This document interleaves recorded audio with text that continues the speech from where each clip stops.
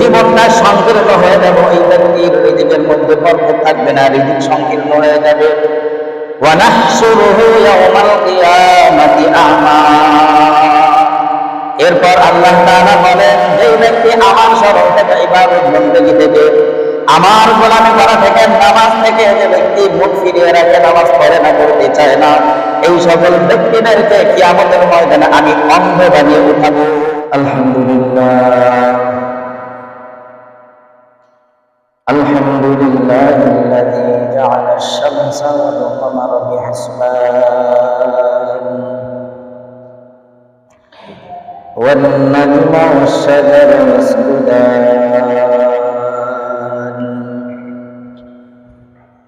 ওয়া ফাদ্দালা জামানান আলা জামান কামা ফাদ্দালা মাকানান আলা মাকান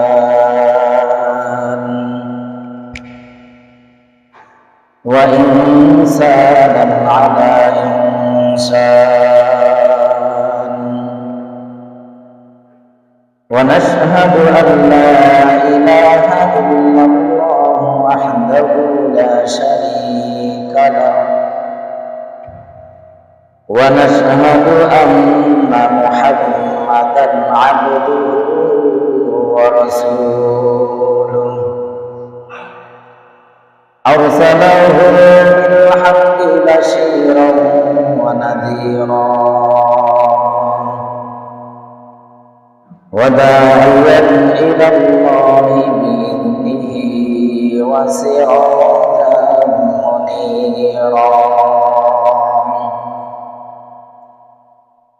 أما بعد فقد قال الله تعالى في كلامه المجيد أعوذ بالله من الشيطان الرجيم بسم الله الرحمن الرحيم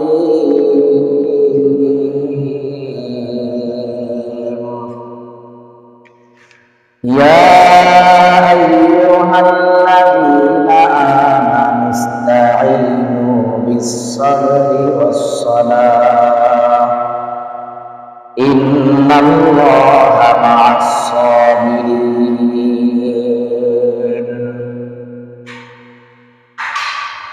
وعن حذيفة رضي الله تعالى عنه قال كان رسول الله صلى الله عليه وسلم إذا أحزنه أمر فزع إلى الصلاة وقال رسول الله صلى الله عليه وسلم قال الله تبارك وتعالى إني افترضت على أمتك 5 صلوات وعهدت عندي عهدا أنه من حافظ عليهن لوقتهن أدخلته الجنة في عهدي ومن لم يحافظ عليهن فلا عهد له عندي أو كما قال عليه الصلاة والسلام. وقال الله تعالى في شان حبيبه إن الله وملائكته يصلون على النبي يا أيها الذين آمنوا صلوا عليه وسلموا تسليما. اللهم صل على محمد وعلى آل محمد كما صليت على إبراهيم وعلى آل إبراهيم إنك حميد مجيد. আল্লাহুম্মা বারিক আলা মুহাম্মাদিন ওয়া আলা আলি মুহাম্মাদ কামা বারাকতা আলা ইব্রাহিম ওয়া আলা আলি ইব্রাহিম ইন্নাকা হামিদুম মাজিদ। রব্বি জিদনি ইলমা রব্বি জিদনি ইলমা রব্বি জিদনি ইলমা রব্বি ইশরাহ লি সাদরি ওয়া ইয়াসসির লি আমরি ওয়াহলুল 'উকদাতাম মিন লিসানি ইয়াফকাহু কওলি। বালাগাল উলা বিকামালিহি কাশাফাত তুজা বিজামালিহি হাসনাত জামিউ খিসালিহি সাল্লু আলাইহি ওয়া আলিহি। মুআজ্জাজ মুহতারাম, মহান আল্লাহ রাব্বুল আলামিনের আলিশান দরবারে অসংখ্য অগণিত শুকরিয়া যে আল্লাহ রাব্বুল আলামিন আমাদেরকে জুমার সালাত আদায়ের উদ্দেশ্যে একত্রিত হওয়ার উপস্থিত হওয়ার তৌফিক দিয়েছেন। এজন্য সকলে অন্তরের গভীর থেকে জোরে সোরে আমরা শুকরিয়া আদায় করি আলহামদুলিল্লাহ। আল্লাহ রাব্বুল আলামিন আমাদের উপর যে ইবাদতগুলো ফরজ করে দিয়েছেন তার মধ্যে থেকে সর্বপ্রথম এবং সর্বপ্রধান যে ইবাদত সেটা হলো দৈনিক ৫ ওয়াক্ত নামাজ আদায় করা।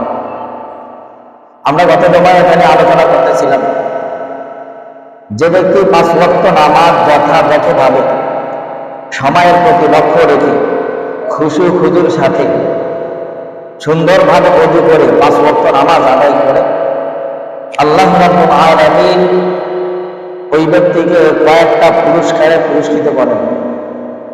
শায়খ জাকারিয়া রাহমাতুল্লাহি আলাইহি তিনি তার কিতাবের মধ্যে লিখেছেন যে আল্লাহ রাব্বুল আলামিন এই ব্যক্তিকে কমপক্ষে ৫টা পুরস্কার দান করেন।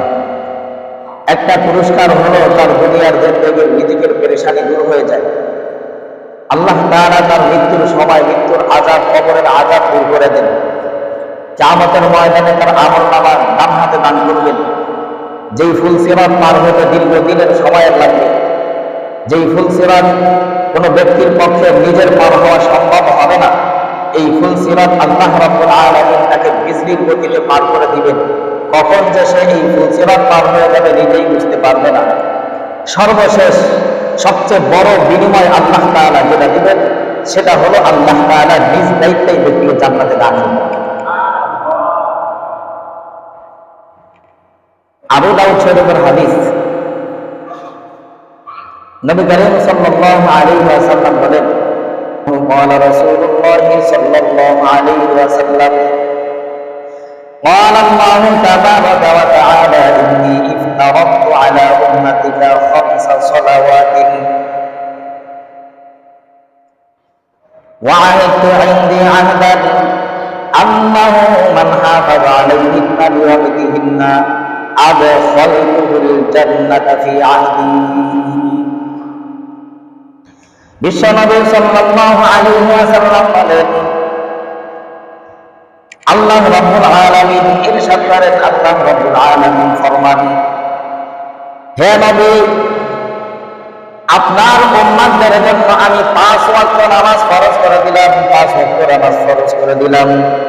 আপনার উম্মতদের মধ্য থেকে যেই বান্দা, আপনার উম্মতদের মধ্য থেকে যেই ব্যক্তি এই 5 ওয়াক্ত নামাজের হেফাজত করবে, গুরুত্ব সহকারে করবে, সময়ের প্রতি লক্ষ্য রেখে 5 ওয়াক্ত নামাজ আদায় করবে, আদখালতুহুল জান্নাতা ফি আহদি, আমি নিজ দায়িত্বে তাকে জান্নাতে প্রবেশ করায় দিব। তাহলে আল্লাহ রাব্বুল আলামিন যদি কোনো ব্যক্তির দায়িত্ব নিয়ে তাকে জান্নাতে পাঠান, ওই ব্যক্তির কোনো টেনশন আছে? নাই। ومن لم يحافظ عليهن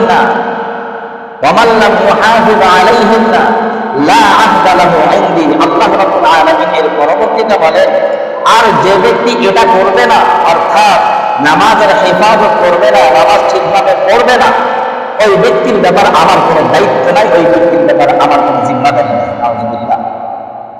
তাহলে যে আল্লাহ রাব্বুল আলামিন আমাদেরকে সৃষ্টি করেছেন, যে আল্লাহ রাব্বুল আলামিন হলেন আমাদের রিজিক দাতা, যে আল্লাহ তাআলা আমাদেরকে সুস্থতা দান করেছেন, যিনি আমাদেরকে লালন পালন করেন, ওই আল্লাহ রাব্বুল আলামিন যদি আমাদের ব্যাপারে জিম্মাদারি না নেন, দায়িত্ব না নেন, তাহলে আমাদের জীবনে বরকত থাকবে থাকবে না, আমাদের রিজিকের মধ্যেও বরকত থাকবে।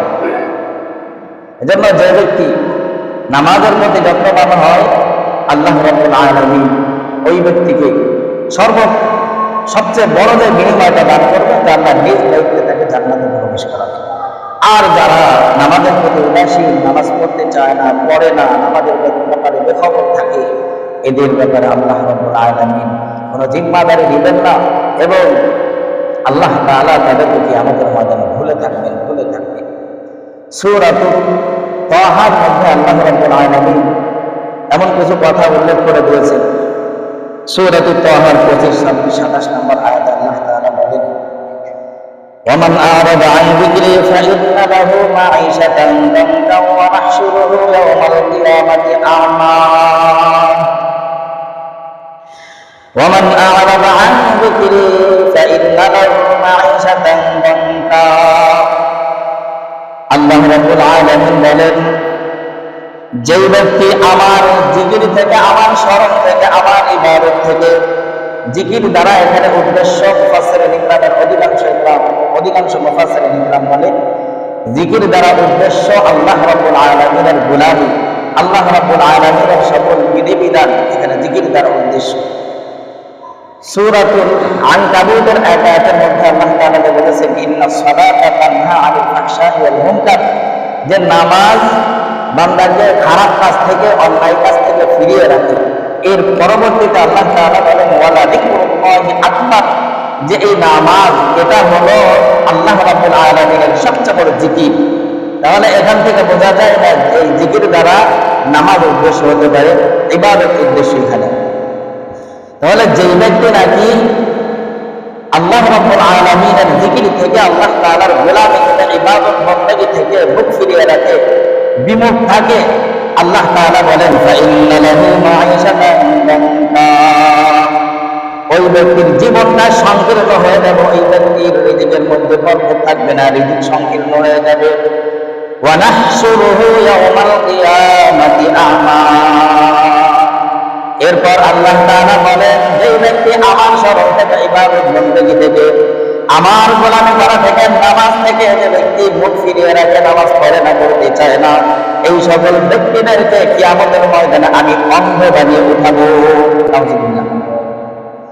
যাদেরকে আল্লাহ তাআলা এইভাবে অন্ধ বানিয়ে কিয়ামতের ময়দানে উঠাবেন, এই সকল ব্যক্তিরা আল্লাহর কাছে বলবে, قال رب لما حشرتني أعمى وقد كنت بصيرا। হে মালিক, দুনিয়াতে আমরা তো অন্ধ ছিলাম না, দুনিয়াতে আমাদের চোখ ছিল, আমরা চক্ষুষ্মান ছিলাম, চক্ষুওয়ালা ছিলাম, আমাদেরকে আজকে কেন আপনি অন্ধ বানিয়ে উঠালেন? কেন আমাদেরকে অন্ধ বানিয়ে উঠালেন? আল্লাহর পক্ষ থেকে জবাব দেওয়া হবে, قال كذلك أتتك آياتنا فنسيتها وكذلك اليوم تنسى। আল্লাহর পক্ষ থেকে জবাব দেওয়া হবে, তোমার কাছে আমার আয়াতসমূহ এসেছিল, আমার নিদর্শন সমূহ এসেছিল, কুরআনের বিধিবিধান তোমার সামনে এসেছিল, নামাজ যে ফরজ এটাও তুমি জেনেছিলে, তোমাকে জানানো হয়েছিল, দ্বীনের বিধান পালন করা তোমার জন্য জরুরি, এই বিষয়টা তোমার সামনে এসেছিল, কিন্তু তুমি সেগুলোকে ভুলেছিলে। ফানাসিতাহা, সেইগুলোর প্রতি তুমি কোনো গুরুক্ষেপ করো নাই, গুরুত্ব দেও নাই, নামাজ পড়ো নাই, অবহেলা করে করে তোমার জীবনটাকে তুমি কাটিয়ে দিয়েছো। যেইভাবে দুনিয়াতে তুমি আমাকে ভুলেছিলে, আমার হুকুম আহকাম, আমার গোলামি ভুলেছিলে, আজকে ওয়াকাযালিকাল ইয়াওমা তুনসা, ওইভাবে আজকে তোমাকে ভুলে থাকা হবে। নাউযুবিল্লাহ। যেই ব্যক্তিকে আল্লাহ তাআলা কিয়ামতের ময়দানে ভুলে থাকবেন, অর্থাৎ আল্লাহর রহমতের দৃষ্টি তার প্রতি না দিবেন, আল্লাহ তাআলা যার প্রতি অনুগ্রহ না করবেন, কিয়ামতের ময়দানে ওই ব্যক্তির ঠিকানা জাহান্নাম ছাড়া আর কিছু হতে পারে না। আমরা যা কিছু করি, ইবাদত বন্দেগী যা কিছু করি, যত ভালো ইবাদত করি, প্রত্যেক বছর যদি আমরা হজও করি, আর প্রত্যেক দিন যদি আমরা উমরাও পালন করি, এরপরও এই ইবাদত দিয়ে আমাদের জান্নাতে যাওয়া কখনো সম্ভব না। কথা ঠিক কিনা ভাই? একমাত্র আল্লাহর অনুগ্রহ ছাড়া, আল্লাহর দয়া ছাড়া, আল্লাহর রহমত ছাড়া কোনো বান্দা জান্নাতে যেতে পারবে না। যারা আল্লাহ রাব্বুল আলামিনের ইবাদত থেকে, আল্লাহর হুকুম পালন থেকে বিমুখ হয়ে থাকে, মুখ ফিরিয়ে রাখে, করতে চায় না, করে না, এই সকল ব্যক্তিদের প্রতি আল্লাহ তাআলা কিয়ামতের ময়দানে রহমতের দৃষ্টি দিবেন না। তাদেরকে ওইভাবে ভুলে থাকা হবে যেভাবে তারা দুনিয়াতে আল্লাহ রাব্বুল আলামিনের হুকুম আহকাম ভুলেছিল, আল্লাহ তাআলার বিধান তারা যেভাবে পালন করে নেয়। এই জন্য ভাইরা আমার, যেই নামাজ আল্লাহ তাআলা আমাদের উপর ফরজ করে দিয়েছেন, এই নামাজ আমাদেরকে অবশ্যই পড়া দরকার। গত জুমা আমরা বলতেছিলাম, যদি আমরা নামাজ না পড়ি, নামাজ থেকে বিমুখ হয়ে থাকি, তাহলে আমাদের জন্য কতগুলো শাস্তি রয়েছে, কতগুলো বিপদ আমাদের জন্য রয়েছে। শায়খ জাকারিয়া রাহমাতুল্লাহি আলাইহি ওনার কিতাবের মধ্যে লিখেছেন, যারা নামাজ পড়ে না, নামাজ পড়তে চায় না, এদেরকে 15 প্রকারের বিপদের সম্মুখীন হতে হবে। 5 প্রকার বিপদ দুনিয়াতেই তাকে দেওয়া হয়, আর মৃত্যুর সময় তাকে 3 প্রকার বিপদের সম্মুখীন হতে হয়। কবরের জগতে 3 প্রকার বিপদের সম্মুখীন তাকে হতে হয়, এবং কবর থেকে ওঠার পরে হাসরের ময়দানে তাকে আরো 3 প্রকার বিপদের সম্মুখীন হতে হবে। আমরা গত জুমায় এটা নিয়ে আলোচনা করতেছিলাম, যারা নামাজের ব্যাপারে গাফেল, বেখবর, এই সকল ব্যক্তিদেরকে কবরের মধ্যে কি পরিমাণ আযাব দেওয়া হবে। তাদের কবরের মধ্যে জাহান্নামের আগুন জ্বালিয়ে দেওয়া হবে, এবং কবরের মধ্যে রাখার সাথে সাথে এই সকল ব্যক্তিদেরকে মাটি এমন করে চাপ দিবে যে তাদের শরীরের সমস্ত হাড়গুলো ভেঙে চূর্ণ বিচূর্ণ হয়ে যাবে। এরপর তাদেরকে শাস্তি দেওয়ার জন্য, আযাব দেওয়ার জন্য বিষাক্ত সাপ কবরের মধ্যে নিযুক্ত করে দেওয়া হবে। এই সাপগুলো তাদেরকে দংশন করতে থাকবে, কিয়ামত পর্যন্ত তাদেরকে এইভাবে আযাব দেওয়া হবে। এরপর যখন কিয়ামত কায়েম হয়ে যাবে, যখন সমস্ত মানুষ উঠে যাবে, কিয়ামতের ময়দানে তাদের জন্য এক শ্রেণীর বিপদ রয়েছে। তার মধ্যে এক শ্রেণীর বিপদ হলো যে এই সকল ব্যক্তিদের প্রতি আল্লাহ রাব্বুল আলামিন রাগান্বিত থাকবেন। যাদের প্রতি আল্লাহ তাআলা রাগান্বিত থাকবেন, এই সকল ব্যক্তিরা যখন হিসাব দিতে যাবে, তাদের অবস্থাটা কেমন হবে আমি আপনি চিন্তা করে দেখি। যদি কোনো বান্দা, যদি কোনো ব্যক্তি আমাকে আপনাকে অসন্তুষ্ট করে, আমার আপনার কথা মান্য না করে, আর আমি যদি কোনো বড় বিচারক হয়ে থাকি, যদি কোনো কাজী হয়ে থাকি আমি, আর তার কোনো ব্যাপারে যদি আমি বিচার করতে যাই, হিসাব নিকাশ তার থেকে নিতে যাই, তাহলে তার বিচারটা কিভাবে আমরা নিব? অবশ্যই আমরা তার বিচারটা কঠিনভাবে নেওয়ার চেষ্টা করব, যে সে কোনো কথা মান্য করে না, সে আমার কোনো হুকুম পালন করে না, সে আমার বিরোধিতা করে, আমার বিরুদ্ধে সে চলে। আল্লাহ রাব্বুল আলামিন কিয়ামতের ময়দানে যে সকল বান্দাদের প্রতি রাগান্বিত থাকবেন, ওই সকল বান্দাদের হিসাবটা এরকম কঠিন হয়ে যাবে। বিপদ, তাদের দ্বিতীয় নাম্বার বিপদ হলো যখন তারা হিসাব দিতে যাবে, তাদের হিসাবটা খুব কঠিন করে দেওয়া হবে। আর যে হিসাবগুলো আল্লাহ রাব্বুল আলামিন নেবেন, সর্বপ্রথম হিসাব নেবেন নামাজের। হাদিসের মধ্যে আসছে, আউয়ালু মা ইউহাসাবু বিহিল আবদু ইয়াউমাল কিয়ামাতিস সালাত। কিয়ামতের ময়দানে বান্দার সর্বপ্রথম যে হিসাব দেওয়া হবে, সেটা হলো নামাজের হিসাব দেওয়া হবে। নামাজের হিসাব দিতে গিয়ে যদি কোনো বান্দা ধরা পড়ে যায়, আটকা পড়ে যায়, আল্লাহ রাব্বুল আলামিন যদি জিজ্ঞাসা করেন, এই বান্দা ফজরের নামাজ তুমি পড়েছিলে? না পড়ি নাই। জোহরের নামাজ তুমি পড়েছিলে? না পড়ি নাই। আসরের নামাজ কি তুমি পড়েছিলে? না পড়ি নাই। মাগরিবের নামাজ পড়েছিলে? না পড়ি নাই। ইশার নামাজ কি তুমি পড়েছিলে? না পড়ি নাই। সমস্ত হিসাবে যখন আপনি না না জবাব দিবেন, আপনার থেকে সঠিক উত্তর পাওয়া যাবে না, তখন আপনার ঠিকানা জাহান্নাম হবে। ভাইরা আমার, এই হলো যারা নামাজের প্রতি বেখবর, নামাজ পড়ে না, পড়তে চায় না, এদের 14 প্রকার শাস্তি, 14 প্রকার বিপদ। আর একটা বিপদের কথা কিতাবের মধ্যে লেখেন যে এই সকল ব্যক্তিদের কপালের মধ্যে, চেহারার মধ্যে কয়েকটা লাইন লিখে দেওয়া হবে। 1 নাম্বার লাইনে লেখা থাকবে, ও আল্লাহর হক নষ্টকারী বান্দা, তুমি আল্লাহ রাব্বুল আলামিনের হক নষ্ট করেছো। দ্বিতীয় 1 লাইন লেখা থাকবে, দ্বিতীয় আরেকটা লাইন তার কপালের মধ্যে, চেহারার মধ্যে লিখে দেওয়া হবে, হে আল্লাহ রাব্বুল আলামিনকে রাগান্বিতকারী, তুমি আল্লাহ তাআলাকে রাগান্বিত করে এসেছো। 3 নাম্বার আরেকটা লাইন লেখা থাকবে, ও আল্লাহর নাফরমান বান্দা, তুমি যেইভাবে দুনিয়াতে আল্লাহ রাব্বুল আলামিনকে ভুলেছিলে, আজকে তোমাকে ওইভাবে ভুলে থাকা হবে। নাউজুবিল্লাহ। একটু আগে যেটা আমরা বললাম, যে সকল বান্দাদেরকে আল্লাহ রাব্বুল আলামিন, যে সকল বান্দারা আল্লাহ তাআলার হুকুম আহকাম বলে থাকবে, নামাজ পড়বে না, অন্যান্য ইবাদত গুলো যারা করবে না, তাদেরকে কিয়ামতের ময়দানে আল্লাহ রাব্বুল আলামিন এভাবে ভুলে থাকবেন।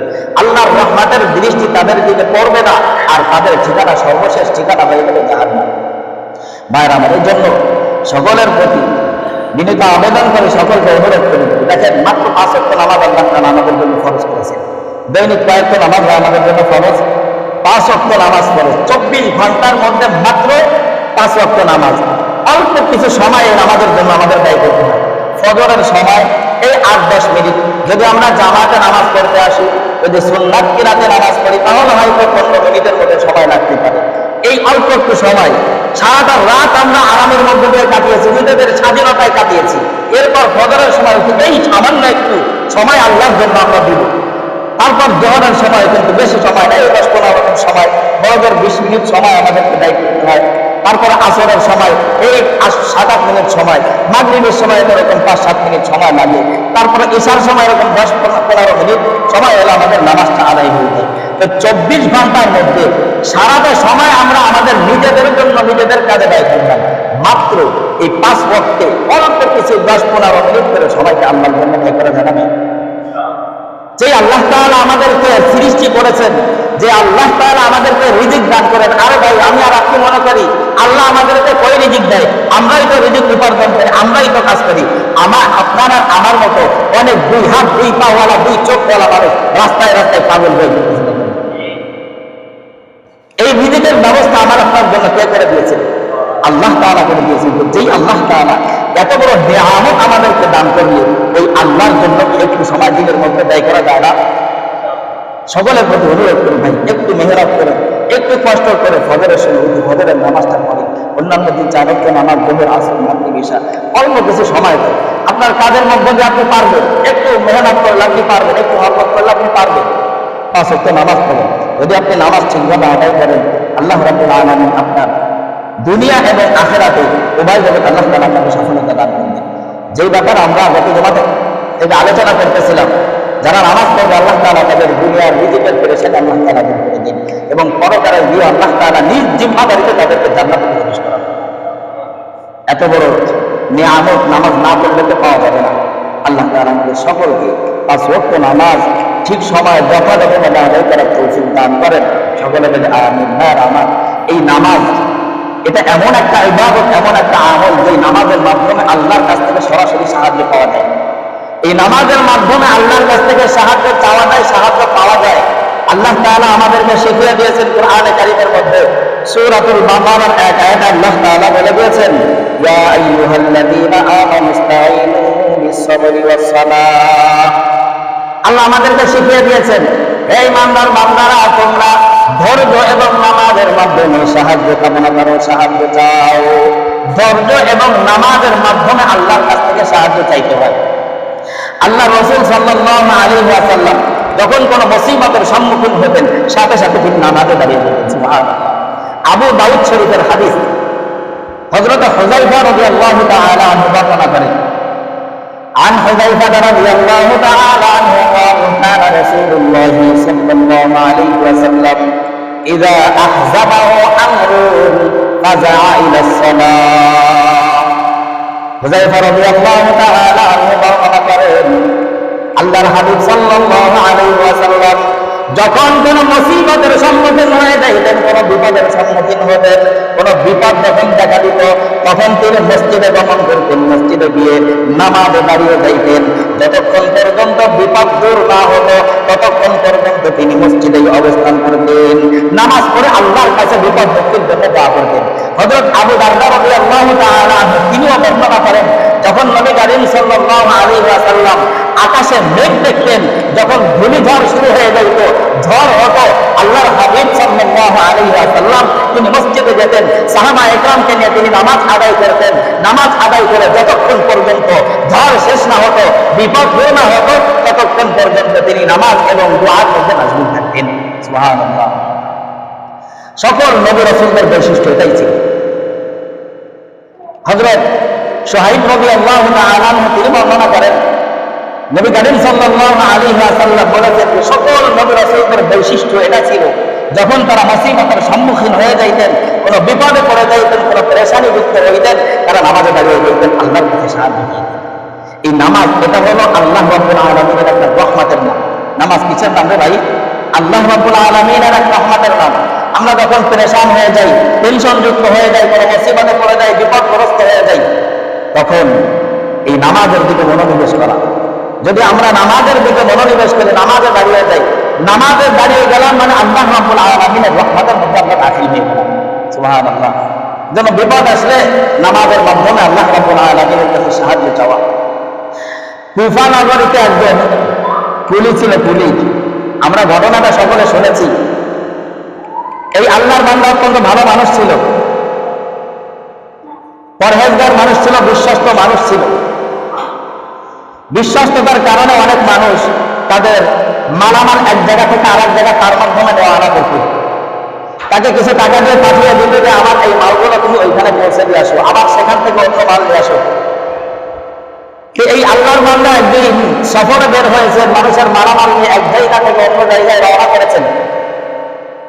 প্রতিমধ্যে একজন ডাকাত শব্দ বেশে রাস্তার পাশে বসে রয়েছে। ওই বান্দাকে দেখে বলে, ও কুলি ভাই, তুমি কোন দিকে রওনা করেছ? বলে, আমি অমুক শহরের দিকে যাব। বলে, আমিও তো ওই শহরে যাওয়ার জন্য নিয়োগ করেছি, কিন্তু আমি তো পায়ে হেঁটে চলতে পারি না। তুমি যদি একটু তোমার সঙ্গে আমাকে নিয়ে চলো, তাহলে বড় উপকার হয়। তোমার যে সমাজটা আছে, তোমার যে গাধা, তোমার অক্ষর আছে, এটার পিঠে যদি আমাকে ছড়িয়ে দিবে, আমার গন্তব্য পর্যন্ত পৌঁছে দিতে অনেক বেশি উপকৃত হতাম। এই কথা বলার পর ওই কুলি ভালো মানুষ, মুত্তাকি, পরহেজগার বান্দা তাকে নিয়ে নিয়েছি। কিছুদূর যাওয়ার পর 3 রাস্তার মোড় পড়েছে। এবার ওই ব্যক্তি সওয়ারিতে যে ব্যক্তি আরোহণরত অবস্থায় আছে জিজ্ঞাসা করে, ও কুলি ভাই, কোন রাস্তা দিয়ে যাইবা? বলে, সোজা রাস্তায়। বলে, সোজা রাস্তায় কেন যাবেন? এই যে বাম দিকে যে রাস্তাটা গিয়েছে এখান দিয়ে চলেন, এখান দিয়ে গেলে আপনার ঘোড়া যা আছে বা অথবা কচ্ছর আছে, এটার জন্য ভালো হবে, সেখানে ভালো ঘাস আছে, খেতে পারবে। আর এদিক দিয়ে গেলে খুব তাড়াতাড়ি তুমি তোমার গন্তব্যে পৌঁছে যেতে পারবে। বলে, ঠিক আছে, চলো তাই এই রাস্তা দিয়ে যাই, তোমার কথাই রাখলাম। চলতে শুরু করেছে। চলতে চলতে কিছু দূর যাওয়ার পর দেখে এই রাস্তাটা একটা জঙ্গলের মধ্য দিয়ে ঢুকে গিয়েছে। আবার কিছু দূর যাওয়ার পর দেখে এই রাস্তার আর কোনো শেষ নেই, জঙ্গলের মধ্যে দিয়ে রাস্তাটা শেষ হয়ে গিয়েছে। আর ওই জায়গায় জঙ্গলের মধ্যে অনেক মানুষের লাশ পড়ে আছে। এখানে যাওয়ার পর ওই ব্যক্তি ঘোড়ার পিঠ থেকে লাফ দিয়ে পড়েছে। লাফ দিয়ে পড়ে তার কোমর থেকে ছুরি ধারালো অস্ত্র বের করেছে। ধারালো অস্ত্র বের করে বলে, এবার তোমাকে আমি হত্যা করবো এবং তোমার যা কিছু আছে সব কিছু আমি নিয়ে নেব। কুলি ব্যক্তি বলে যে, ভাই, আপনি আমার মাল জিনিস যা আছে সব নিয়ে নেন, আমাকে জানে মারবেন না। বলে, না, তোমাকেও মারবো, তোমার মাল জিনিসে সব নিয়ে যাবো।